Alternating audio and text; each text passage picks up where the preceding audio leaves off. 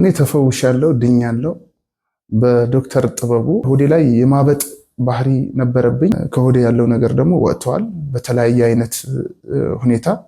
እንዲህ ነውም ለማለት ይከብዳል የወጣውን። ስለዚህ ወንድም እህቶቼ በእንደዚህ አይነት በሽታ በእንደዚህ አይነት ሁኔታ ያላችሁት ደግሞ ወደዚህ ባህላዊ ሕክምና ጎራ በሉ። እናም ደግሞ እኔ ለምስክርነት ሁላ በቅቻለሁ። እኔ ተፈውሻለሁ፣ ድኛለሁ በዶክተር ጥበቡ ባህላዊ ሕክምና እና እኔ ብዙ ሆስፒታል ስመላለስ የቆየው ሰው ነኝ። ኢትዮ ጠቢብ በአዲስ አበባ ላይ ታዋቂ ሆስፒታል ላይ ብዙ ጊዜ ሕክምና አድርጌያለሁ። ለውጥ አላገኘሁም ነበር። በመጀመሪያ ደረጃ የዋሽንት ቱቦ ኢንፌክሽን ተብዬ ለ3 ወር ያህል ሐኪም ቤት ስመላለስ ነበርኩኝ።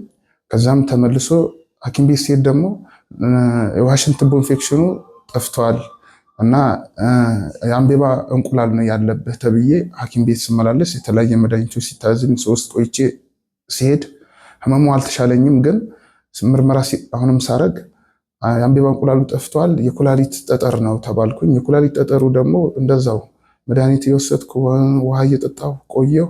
ያውም ሲሄድ ተመልሶ የጨጓራ አሲድ ነው አሉኝ። የጨጓራ አሲድ ነው ተብሎ ደግሞ እንደዛው ምርመራ ሳረግ መድኃኒቱ 3 ቆይቼ ተመልሼ ደግሞ ሲሄድ አይ የጉበት ጠባሳ አለብህ እናም የጉበት ደግሞ ቱቦ መስፋት ነው ተብያለሁ። እና እሱንም ደግሞ ምርመራ ሳረግ መድኃኒቱንም ክትባቱንም ጀመርኩ። መድኃኒቱ ሳረግ ምን ስል ቆየሁ። ምንም ለውጥ አላገኘሁበትም ነበር። አሁን ግን 100% ከባህላዊ ሕክምናው 100% ለኔ ትልቅ አስተዋጽኦ አግኝቼበታለሁ። ወደ ጤንነት የተመልሼበታለሁ እና ባህላዊ ሕክምናው በጣም ምርጥ ነው።